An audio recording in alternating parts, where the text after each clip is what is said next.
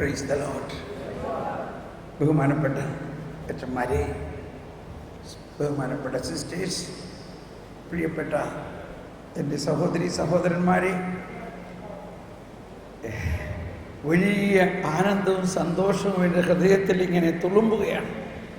ഒന്ന്, ഇത്രയും വലിയ ഒരു ജനസമൂഹത്തിൻ്റെ അദാഹവും, അതോടൊപ്പം ഈ സമയം, ഈ കൺവെൻഷൻ്റെ സമയം എത്ര മനോഹരമായൊരു സമയമാണ്. അതായത് നമ്മൾ പിറവി തിരുനാളിന് വേണ്ടി ഒരുങ്ങുന്ന സമയത്ത് നമ്മൾക്ക് വലിയ ആഘോഷങ്ങളൊക്കെ മനസ്സിലുണ്ടാകും. നക്ഷത്രം കെട്ടണം, പുൽത്തൂട്ടി ഉണ്ടാവണം, പുൽക്കൂടുണ്ടാക്കണം, സഹോദരിമാർ അപ്പം ഉണ്ടാക്കണം, സഹോദരന്മാർക്കും ഇങ്ങനെ ഒരുപാട് ബാഹ്യമായ ഉത്സവാഘോഷത്തിൻ്റെ ഒരു വലിയ വശത്തുണ്ടെങ്കിൽ നമ്മളെല്ലാവരും അതിനു മുൻപായിട്ട് ആത്മീയമായി ആന്തരിക സൗഖ്യവും ശക്തിയും ഉണ്ടാകുന്നതിനും വിശ്വാസത്തിൻ്റെ വചനത്തിലൂടെയും വിശ്വാസത്തിലൂടെയും ഉണ്ണി നമ്മുടെ ഹൃദയത്തിൽ പിറക്കുന്നതിനുമാണ്. ഇത് വളരെ വലിയ ഒരാവശ്യമാണ്. നമ്മുടെ വിശ്വാസം, നമ്മളെല്ലാവരും വിശ്വാസികളാണെങ്കിലും വിശ്വാസത്തിൻ്റെ ഒരു പ്രത്യേകത, ഈശോ പറഞ്ഞു, അതൊരു കടുകുമണി പോലെയാണ്.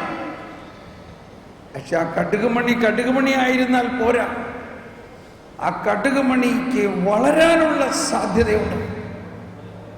അത് മുളച്ച് വളർന്ന് തളിർത്ത് ചെടിയായി, മരമായി, വലിയ വൃക്ഷമായി അനേകം പക്ഷികൾ അതിൽ ചേക്കേറും. നമ്മുടെ വിശ്വാസമാണ് നമ്മുടെ ജീവിതത്തിൻ്റെ വിജയം.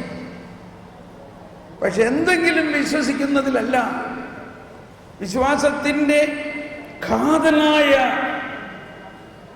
ദൈവകേന്ദ്രീകൃതമായ പരിശുദ്ധ അമ്മയെ പോലെ,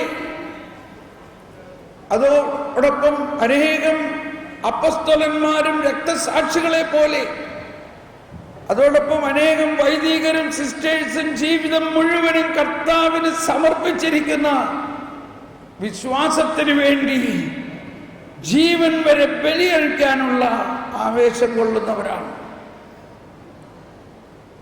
ഈ 4 ദിവസത്തിലൂടെ നമ്മുടെ പ്രധാനമായ ലക്ഷ്യം ആന്തരിക വിശുദ്ധീകരണവും ആന്തരിക സൗഖ്യവും ആന്തരിക ശക്തീകരണവും ഒരു വശത്ത് ലക്ഷ്യം വയ്ക്കണം, മറുവശത്ത് ദൈവരാജ്യവും ദൈവത്തിൻ്റെ നീതിയും ലക്ഷ്യം വയ്ക്കണം. പക്ഷെ പലപ്പോഴും നമ്മൾ കൺവെൻഷനുകൾക്കും ധ്യാനങ്ങൾക്കും എല്ലാം വരുമ്പോൾ നമ്മുടെ മറ്റൊരു ലക്ഷ്യം, നമ്മുടെ രോഗം മാറണം, കടബാധ്യത മാറണം, സാമൂഹികമായിട്ട് നമ്മുടെ ചില പ്രശ്നങ്ങളുണ്ട്, നമുക്കൊരു വീട് വേണം, നമുക്കൊരു ജോലി വേണം, ഇതെല്ലാം നമ്മൾക്ക് ആവശ്യമുണ്ടെന്ന് പിതാവിനറിയാം എന്നാണ് പറയുന്നത്. അതുകൊണ്ട് അതിനെ നിങ്ങൾ ലക്ഷ്യം വെക്കണ്ട, നമ്മൾ അതിന് ലക്ഷ്യം വെച്ച് ഈ കൺവെൻഷനിൽ ഇരിക്കാം. ലക്ഷ്യം വെക്കാതെ അതെൻ്റെ പിതാവിനറിയാം എനിക്ക് എന്താണ് വേണ്ടതെന്ന് എന്ന് മാത്രം ചിന്തിച്ചുകൊണ്ട് ഇപ്പൊ തന്നെ അതിനെ പിതാവിനങ്ങ് വിട്ടുകൊടുക്കുക. അതിനെ പിടിച്ചുകൊണ്ട് ഇവിടെ ഇരിക്കുമ്പോൾ തീർച്ചയായിട്ടും അത് കിട്ടും, പക്ഷെ അത് മാത്രം കിട്ടുള്ളൂ. മനസ്സിലാവണ്ടോ? മറിച്ച് ഈശോ പറഞ്ഞു, ആദ്യം നിങ്ങൾ അവിടുത്തെ രാജ്യവും അവിടുത്തെ നീതിയും ലക്ഷ്യം വയ്ക്കുക, അപ്പോൾ ബാക്കിയുള്ളതെല്ലാം കിട്ടും. അപ്പൊ ആമുഖമായിട്ട് എനിക്ക് പറയാനുള്ളത് ഇതാണ്, നമ്മൾ എന്ത് ലക്ഷ്യത്തോടെയാണ് ഈ കൺവെൻഷനിൽ വന്നിരിക്കുന്നത്, എന്തൊരുക്കത്തോടെയാണ് വന്നിരിക്കുന്നത്, നമുക്കെന്ത് കിട്ടും, നമുക്കെന്ത് കിട്ടണം. ക്രിസ്മസിന് മുൻപ് എല്ലായിടത്തും നക്ഷത്രങ്ങൾ കെട്ടി തുടങ്ങിയിരിക്കുന്നു. എന്താണ് ഈ നക്ഷത്രത്തിൻ്റെ അർത്ഥം? ഞാൻ പലരോടും ചോദിച്ചിട്ടുണ്ട്. ക്രിസ്മസിൻ്റെ ആമുഖമാണ് നക്ഷത്രം. പക്ഷേ ആരും എനിക്ക് തൃപ്തമായൊരു ഉത്തരം തന്നില്ല. എന്താണ് ഈ നക്ഷത്രം? ഈ നക്ഷത്രത്തിന്റെ അർത്ഥം എന്താണ്? എന്തിനാണ് നമ്മൾ നക്ഷത്രം കെട്ടുന്നത്? തീർച്ചയായിട്ടും അന്ന് ആ നക്ഷത്രം കണ്ടപ്പോൾ ആ പൂജ രാജാക്കന്മാർ ജെറുസലേമിലേക്കും ബെത്ലഹേമിലേക്കും ഉണ്ണിയെ അന്വേഷിച്ചു വന്നു എന്നത് നമുക്കറിയാം. പക്ഷെ അതിലുപരിയായി നമ്മൾ അറിയണം, അതിതാണ് ആ നക്ഷത്രം ദൈവത്തിന്റെ ജ്ഞാനമാണ്, ദൈവത്തെക്കുറിച്ചുള്ള ജ്ഞാനമാണ്, ദൈവം തന്നെയായ ജ്ഞാനമാണ്, സ്വയം പ്രകാശിക്കുന്ന ജ്ഞാനമാണ്, ജ്ഞാനികളെ മാടി വിളിക്കുന്ന ജ്ഞാനമാണ്, ദൈവത്തിലേക്ക് മാടി വിളിക്കുന്ന ജ്ഞാനമാണ്. ഈ പിറവിത്തിരുനാളിന് മുമ്പ് നക്ഷത്രം കെട്ടുമ്പോൾ നമ്മൾ അതൊന്ന് മനസ്സിൽ കുറിക്കണം. ഓ ദൈവമേ, അന്ന് ജ്ഞാനികളായ രാജാക്കന്മാരെ അങ്ങയുടെ മുമ്പിലേക്ക് കൂട്ടിക്കൊണ്ടുവന്ന നക്ഷത്രമേ, ദൈവത്തിന്റെ ജ്ഞാനമേ, എന്നെ പ്രകാശിപ്പിക്കണമേ.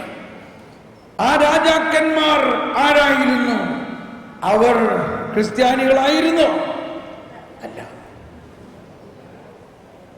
ക്രിസ്ത്യാനികളെ അല്ലാത്തവരെ ക്രിസ്തു സ്വാഗതം ചെയ്യുന്നുണ്ടോ? ക്രിസ്ത്യാനികൾ ആരും ഉണ്ടായിരുന്നില്ലല്ലോ അന്ന്. ഉണ്ണി യേശു ജനിക്കുമ്പോൾ ഒറ്റ ക്രിസ്ത്യാനിയും ഉണ്ടായിരുന്നില്ല. അവർ യഹൂദന്മാരായിരുന്നോ?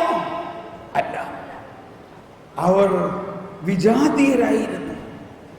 കണ്ടോ, വിജാതീയർക്ക് പ്രകാശമാകരിക്കും എന്ന വചനം പൂർത്തിയാക്കിക്കൊണ്ട് വിജാതീയരുടെ, ജ്ഞാനികളായ വിജാതീയ രാജാക്കന്മാരുടെ ആത്മാവിലേക്ക് പ്രകാശം പകരുന്നതിന് ആകാശത്തിൽ ഉദിച്ച നക്ഷത്രം ആകാശത്തിൽ നിന്ന് പെട്ടെന്ന് അവരുടെ ആത്മാവിലേക്ക്, അവരുടെ മനസ്സിലേക്ക് ഒരു ജ്ഞാനം പകരുകയാണ്.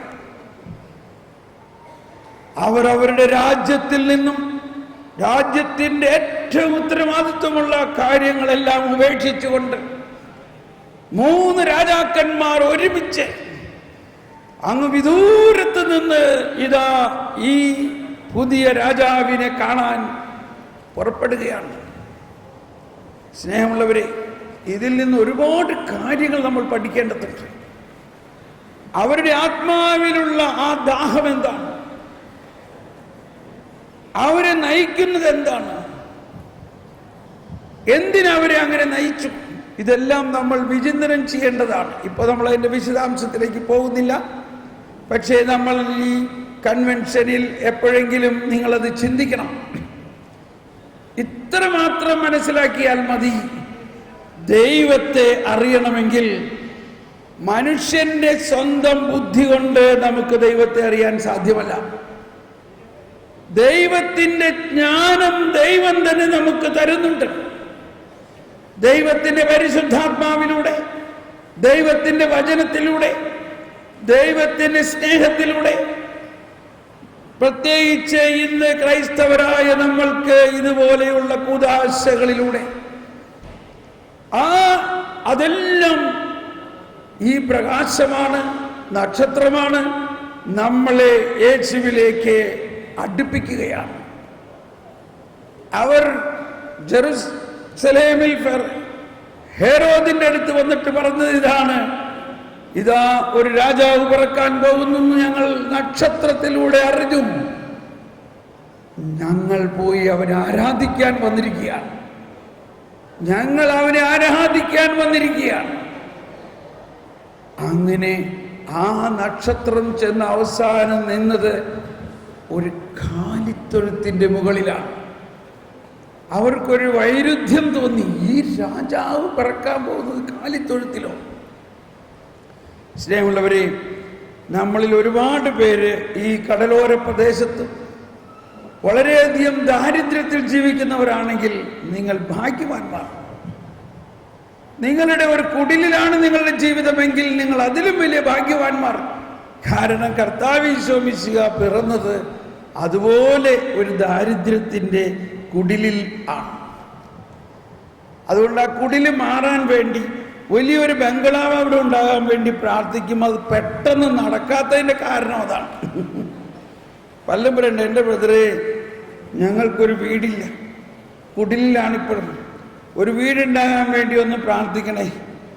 ഞാൻ പറഞ്ഞു, എനിക്ക് സംശയമാണ്, എനിക്ക് ആത്മാർത്ഥമായിട്ട് അങ്ങനെ പ്രാർത്ഥിക്കാൻ തോന്നാറില്ല.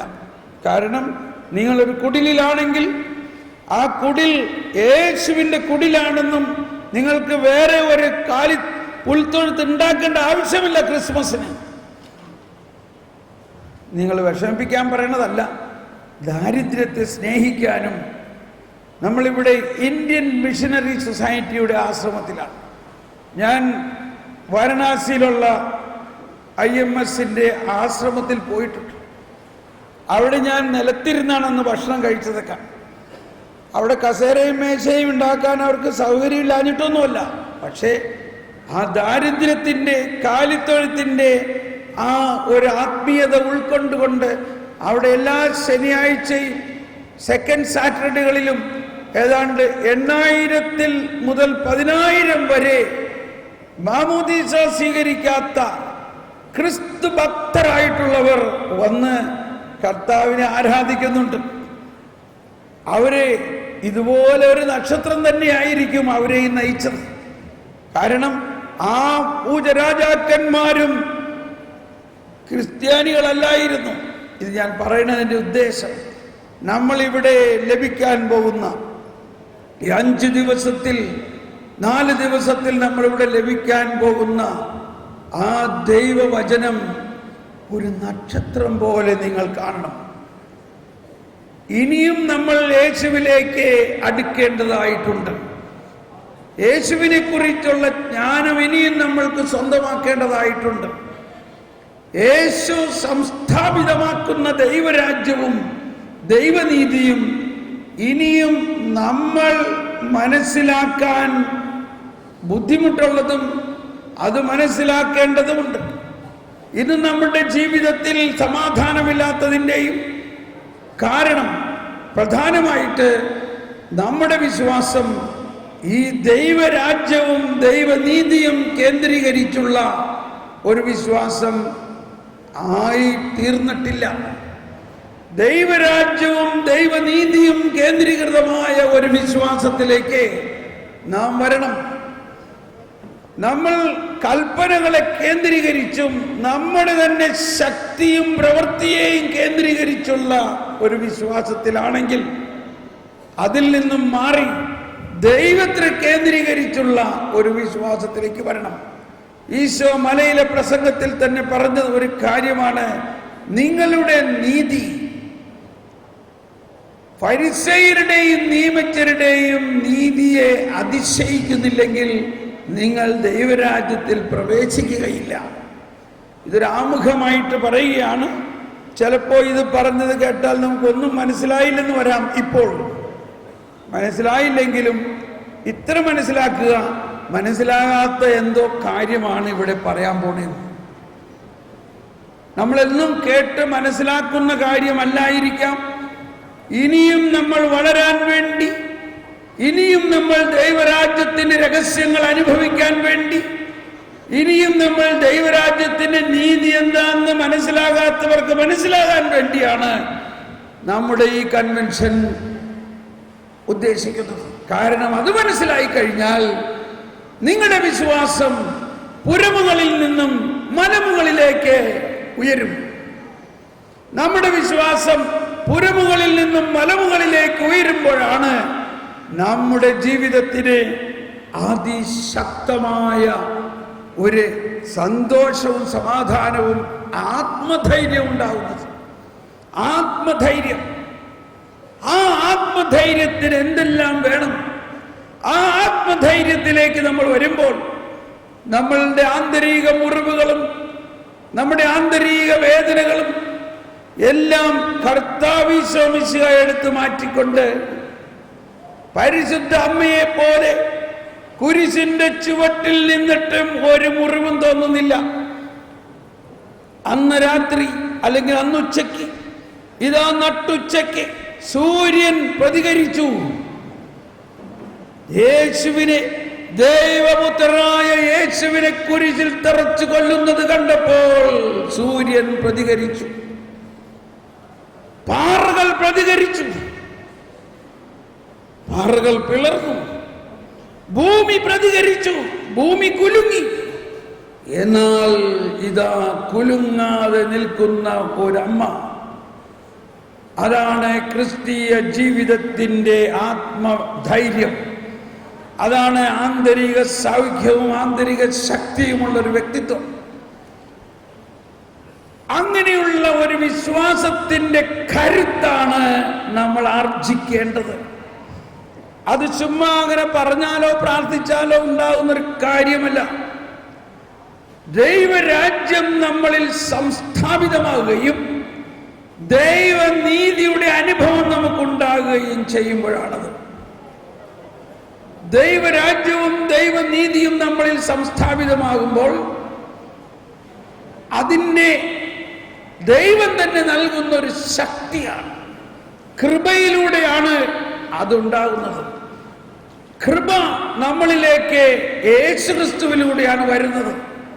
സങ്കീർത്തനത്തിൽ പറയുന്നുണ്ട്, 57-ാം സങ്കീർത്തനത്തിൽ പറയുന്നത്, എന്നോട് കൃപയുണ്ടാകണമേ.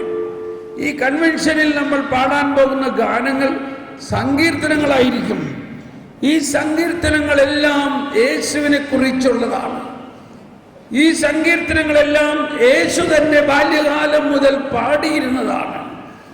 ഈ സങ്കീർത്തനങ്ങളിലെല്ലാം ദൈവത്തിന്റെ നീതിയാണ്, ദൈവത്തിന്റെ രാജ്യത്തെയും നീതിയെക്കുറിച്ചുമാണ് പ്രധാന വിഷയം. ഇപ്പൊ നമ്മളൊരു സങ്കീർത്തനം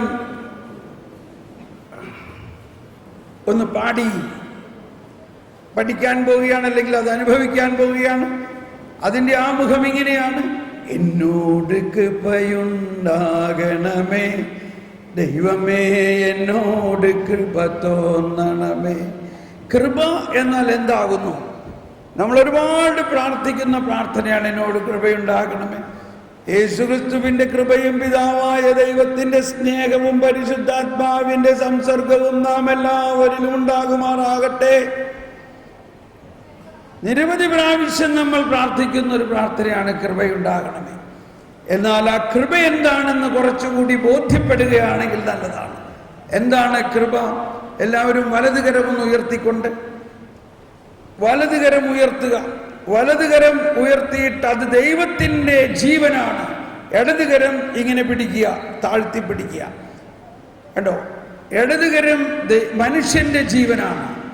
കൃപ എന്നത്, എല്ലാവരും പറഞ്ഞേ, കൃപ എന്നത് ദൈവീകത മാനുഷികതയിൽ ലയിക്കുന്നതിനാണ്. കണ്ടോ? ഇനി ഇങ്ങനെ കാണിച്ച്, ദൈവീകത, കണ്ടോ? കാണിക്കൂ. ഇതാ ഇടത് കൈ മാനുഷികത, മുകളിലുള്ള ദൈവികത. ആ മുകളിൽ നിന്ന് ദൈവികത നമ്മുടെ മാനുഷികതയിലേക്ക് ലയിക്കുന്നു. Praise the Lord. ഒന്നുകൂടി എല്ലാവരും അങ്ങനെ പിടിക്കുക കൈ. ദൈവികത മാനുഷികതയിൽ ലയിക്കുന്നതാണ് കൃപ. ഈ കൃപ നമ്മളിലേക്ക് നിറയുമ്പോൾ നമ്മൾ ആരായി മാറും? നമ്മൾ വിശുദ്ധീകരിക്കപ്പെടും, വിശുദ്ധരായി മാറും, ദൈവത്തെ പോലെ തന്നെയാകും. ദൈവരാജ്യം നമ്മളിൽ സംസ്ഥാപിതമാകും, ദൈവത്തിന്റെ നീതി നമ്മളിൽ നിറയും. Praise the Lord. നമുക്കൊന്ന് എഴുന്നേറ്റ് നിന്നുകൊണ്ട് ആ പാട്ടുകടലാസിൽ 57-ാം സങ്കീർത്തനം, പാട്ടുകടലാസിലുള്ള 57-ാം സങ്കീർത്തനം നോക്കി നമുക്കൊന്ന് പാടാം. എല്ലാവരും എഴുന്നേറ്റ് നിന്ന് പാട്ടുകടലാസിലെ 57-ാം സങ്കീർത്തനം, അതിൻ്റെ ആദ്യത്തെ 8 വരികൾ മാത്രമേ ഇപ്പൊ നമ്മൾ പാടുന്നുള്ളൂ. അതിൽ നിന്ന് നമ്മൾ മനസ്സിലാക്കണം. അതിൽ രണ്ടാമത് പറയുന്ന ഒരു കാര്യം ഇതാണ്: ഈ നമ്മുടെ ജീവിതത്തിലുള്ള പാപത്തിൻ്റെയും മറ്റ് സ്വാധീനങ്ങളും മൂലം നമ്മൾ കഷ്ടപ്പെടുന്നുണ്ടെങ്കിൽ അത് കടന്നു പോകുന്നത് വരെ, ആ കൊടുങ്കാറ്റ് കടന്നു പോകുന്നത് വരെ ഞങ്ങൾ കർത്താവിൽ ശരണപ്പെടുന്നു. അതാണ് നമ്മൾക്കുണ്ടാകേണ്ട മറ്റൊന്ന്. നമുക്കിത് കടത്തിക്കൊണ്ടുപോകാൻ പറ്റില്ല. ഈ ജീവിതത്തിലുണ്ടാകുന്ന കൊടുങ്കാറ്റുകളെ കർത്താവ് തന്നെ ശാന്തമാക്കും. പിന്നെ പറയുന്നത്, അത്യുന്നതനായ ദൈവത്തെ ഞങ്ങൾ വിളിച്ചപേക്ഷിക്കും, അവിടുന്ന് നമുക്ക് എല്ലാം ചെയ്തു തരും. ദൈവം എന്ത് ചെയ്തു തരും? എല്ലാം ചെയ്തു. പിന്നെ പറയുന്നത് അവിടുന്ന് സ്വർഗത്തിൽ നിന്ന് സഹായമയച്ചെന്നെ രക്ഷിക്കും. ആ സ്വർഗത്തിൽ നിന്ന് അയക്കുന്ന സഹായമാണ് കർത്താവ് ഈശോ മിശിഹ. അത്യുന്നതങ്ങളിൽ ദൈവത്തിന് സ്തുതി, ഭൂമിയിൽ നമ്മൾക്ക് സമാധാനം. ഈ പിറവിത്തിരുന്നാൾ കാലത്ത് നമ്മൾ പ്രതീക്ഷിക്കുന്ന ആഗമനം ആ സ്വർഗത്തിൽ നിന്നുള്ള സഹായമായ യേശുക്രിസ്തുവാണ്. യേശുവിന് 1000-ഓളം വർഷങ്ങൾക്ക് മുമ്പ് മാലാഖമാരും പരിശുദ്ധാത്മാവിലൂടെ ഇസ്രായേൽ ജനം മുഴുവനും ഈ വരവിന് വേണ്ടി പ്രതീക്ഷിക്കുകയായിരുന്നു. സ്വർഗത്തിൽ നിന്നുള്ള സഹായം. നമ്മൾക്ക് എന്തെങ്കിലും പ്രശ്നമുണ്ടെങ്കിൽ ഉടനെ ഫോണെടുത്ത് നാലാളെ വിളിച്ച് പറയും. പക്ഷേ അതല്ല ഇനി വേണ്ടത്. ഇനി വേണ്ടത് സ്വർഗത്തിൽ നിന്നുള്ള സഹായം. Hallelujah, hallelujah. ഞാൻ ഹല്ലേൽ എന്ന് പറയുമ്പോൾ നിങ്ങൾ ലൂയ എന്ന് പറയണം. അതിന്റെ അർത്ഥം ഹല്ലേൽ എന്ന് പറഞ്ഞാൽ പ്രൈസ്, ദൈവത്തിന് സ്തുതി. അല്ലെങ്കിൽ ഹല്ലേൽ എന്ന് പറഞ്ഞാൽ സ്തുതി ഉണ്ടാകട്ടെ. ലൂയ എന്ന് പറഞ്ഞാൽ ദൈവത്തിന്. ഹല്ലേൽ എന്ന് പറഞ്ഞാൽ പ്രൈസ് ബി ടു യു. ലൂയ എന്ന് പറഞ്ഞാൽ യാവേ എന്നാണ്. ഹല്ലേൽ. എല്ലാവരും ശബ്ദം ഉയർത്തി, എല്ലാവരും ഹല്ലേൽ. ഒരിക്കൽ കൂടി ഹല്ലേൽ. Praise the Lord.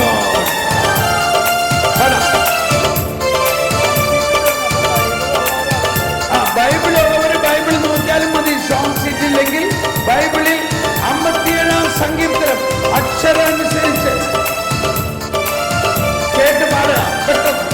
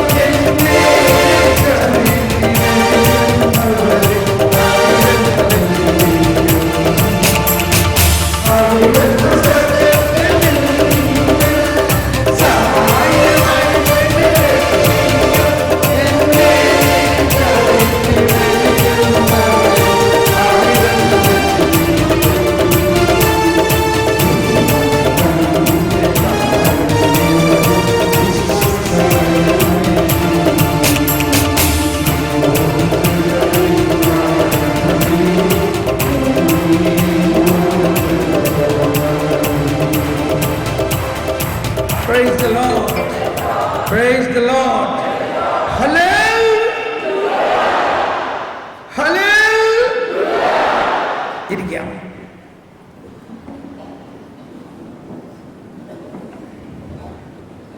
സ്നേഹമുള്ളവരെയും, ഈ കൺവെൻഷന്റെ ആമുഖമായിട്ട്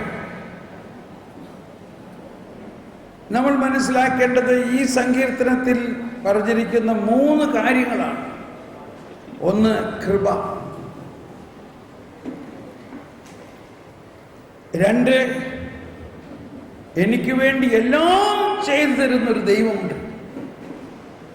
അത്യുന്നതനായ, അപ്പൊ നമ്മൾ അത്യുന്നതനായ ദൈവത്തെ പറഞ്ഞ് മുകളിലേക്ക് കരങ്ങൾ ഉയർത്തുന്നുണ്ടെങ്കിലും ആ സങ്കീർത്തന കാലഘട്ടങ്ങളിൽ അങ്ങനെ ആയിരുന്നിരിക്കാം അവർ പ്രതീക്ഷിച്ചിരുന്ന ദൈവം അങ്ങ് മുകളിലാണ്.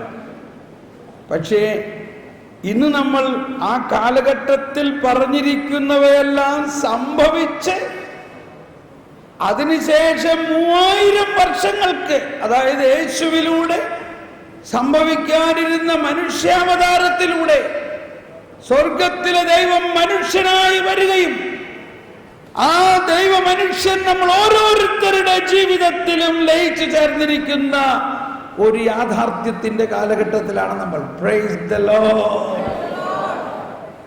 അപ്പോൾ അന്നത്തെ പാട്ടുകൾ പാടുമ്പോൾ നമ്മൾ സന്തോഷത്തോടെ തുള്ളിച്ചാടണം. ഇതെല്ലാം സംഭവിച്ചു കഴിഞ്ഞിരിക്കുന്നു. അത്യുന്നതനായ ദൈവത്തെ ഞാൻ വിളിച്ചപേക്ഷിക്കുന്നു,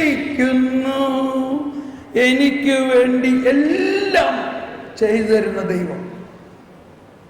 നമ്മുടെ വിശ്വാസത്തിന്റെ വളർച്ച, കരുത്ത് എന്ന് പറയുന്നത് നമുക്ക് എന്ത് ആവശ്യമുണ്ടെങ്കിലും എന്ത് പ്രശ്നങ്ങളുണ്ടെങ്കിലും ഉടനെ മറ്റുള്ളവരിലേക്ക് ഓടാതെ ആദ്യം എവിടത്തേക്ക് ഓടണം? ആരിലേക്ക് ഓടണം?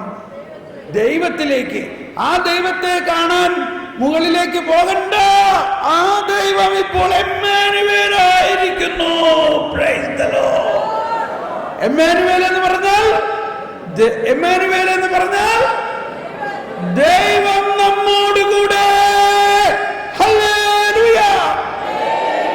ഒന്നെല്ലാവരും പറഞ്ഞേ, ദൈവം നമ്മോടുകൂടെ, ദൈവം എന്നോടുകൂടെ. എല്ലാവരും ഒന്ന് ശബ്ദം ഉയർത്തി പറഞ്ഞേ, ദൈവം എന്നോടുകൂടെ. Price the Lord. ഇതാണ് നമുക്ക് പലപ്പോഴും പെട്ടെന്ന് ദൈവം നമ്മുടെ കൂടെ ഉണ്ടെങ്കിലും ദൈവം അവിടെ ഇരുന്നുകൊണ്ട് പറയണം, നിനക്ക് എന്ത് വേണം ഞാൻ നിനക്ക് തരാം. പക്ഷെ നമ്മളൊരു മൈൻഡും ചെയ്യണില്ല. നമ്മൾ ഉടനെ നമ്മുടെ കണ്ണുകൾ, നമ്മുടെ ഹൃദയം മറ്റാരിലേക്ക് പോവുകയാണ്. എന്നിട്ട് സുവിശേഷത്തിൽ നമ്മൾ കേൾക്കും ജോസഫിനെ കുറിച്ച്, നമ്മൾ മാതാവിനെ കുറിച്ച് ചിന്തിച്ചു. എന്നാൽ അതുപോലെ തന്നെ വലിയ ഒരു ദൈവിക രഹസ്യമാണ് വിശുദ്ധ ഔസേപ്പ് പിതാവ്. ഔസേപ്പിന്റെ അവസ്ഥ ഒന്ന് നോക്കിയേ. താൻ വിവാഹം കഴിക്കാൻ തീരുമാനിച്ചിരിക്കുന്ന, വിവാഹ നിശ്ചയം കഴിഞ്ഞിരിക്കുന്ന പെണ്ണ് വിവാഹത്തിന് മുമ്പ് തന്നെ ഗർഭിണിയാണെന്ന് അറിയുമ്പോൾ ഉണ്ടാകുന്ന ആ ഒരു പ്രയാസം. പക്ഷെ എന്നിട്ടും ഒരാളോടും അതിനെക്കുറിച്ച് പറയാതെ ദൈവത്തിൽ ആശ്രയിച്ചുകൊണ്ട് ഇത്രയും ഭയാനകമായ ഒരു സംഭവം ഉണ്ടായിട്ടും അന്നത്തെ യഹൂദ പാരമ്പര്യവും നിയമവും അനുസരിച്ച് അങ്ങനെയുള്ളവരെ കല്ലെറിഞ്ഞ് കൊല്ലുകയും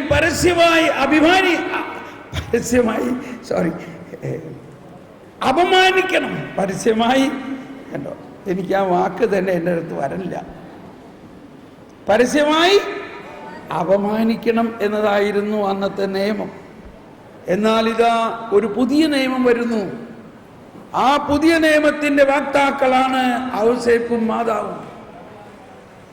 അവർ ഇത്ര വലിയ ഒരു അപമാനമാണ് ഉണ്ടാകാൻ പോകുന്നതെങ്കിലും ഔസേപ്പ് ഒരക്ഷരം മിണ്ടുന്നില്ല എന്നാണ്. അവൻ നീതിമാനാകയാൽ അവളെ അപമാനിക്കാതെ രഹസ്യമായി മിണ്ടാതെ ഒഴിവായിക്കാം എന്ന് തീരുമാനിച്ചു. അപ്പോഴാണ് മാലാഖ, ഞാൻ ഇതിനെക്കുറിച്ച് അധികം പറയുന്നില്ല, കാരണം ഇന്ന് കുർബാനയിൽ സന്ദേശം നൽകുന്ന അച്ഛനത് പറയാണ്ടതാണല്ലോ. അതുകൊണ്ട് ഞാൻ അതിനു മുമ്പ് അത് മുഴുവനും പറഞ്ഞു തീർക്കണില്ല. പക്ഷെ നമ്മൾ മനസ്സിലാക്കേണ്ടത് ദൈവരാജ്യവും നീതിയും അത് പ്രകടമായി യേശുക്രിസ്തുവിലൂടെ നടപ്പാക്കുന്നതിന് മുൻപ് തന്നെ അതിൻ്റെ പൂർണ്ണമായ മുന്നാസ്വാദനത്തിൽ ജീവിച്ച ഒരാണ് ഔസേപ്പിതാവും മാതാവും. അതുകൊണ്ടാണ് ബൈബിളിലെ ഏറ്റവും നിശബ്ദരായ വ്യക്തികളാണ് അവർ. അവർ ബൈബിളിൽ കാര്യമായിട്ടൊന്നും പറയുന്നില്ല. എന്നാൽ ഇന്ന് നമ്മുടെ വിശ്വാസത്തിൻ്റെ രഹസ്യങ്ങളിൽ ഇവർ രണ്ടുപേരുമാണ് സഭയിൽ രണ്ട് നെടും തൂണുകളായി ഉയർന്നു നിൽക്കുന്നത്. ഔസേപ്പ്, മാതാവ് മറിയം. ഇവരുടെ പേരുകളാണ് കൂടുതൽ ആളുകളും പേരായിട്ട് ഇടുന്നത്. അവരാണ് ഇന്ന് സഭയെ ശക്തമായി നയിക്കുന്നത്. അപ്പോൾ ദൈവരാജ്യത്തിൻ്റെ പ്രവർത്തനം, ദൈവനീതിയുടെ പ്രവർത്തനം നമ്മൾ വിചാരിക്കുന്ന പോലെ അല്ല. മാനുഷികമായ എല്ലാ കണക്കുകൂട്ടലുകളിൽ നിന്നും വ്യത്യസ്തമാണത്. അന്നത്തെ മാനുഷികമായ കണക്കുകൂട്ടൽ അനുസരിച്ച് ഒരു സ്ത്രീ വിവാഹത്തിന് മുമ്പ് ഗർഭിണിയാകുന്നു എന്നറിഞ്ഞാൽ അവളെ കല്ലെറിഞ്ഞ് കൊല്ലും. എന്നാൽ ദൈവികമായ ഒരു ബോധ്യം ഔസേപ്പിന്റെ ഉള്ളിൽ പ്രവർത്തിക്കുകയാണ്. അങ്ങനെ ചെയ്യണ്ട, അത് വേണ്ട. അവളെ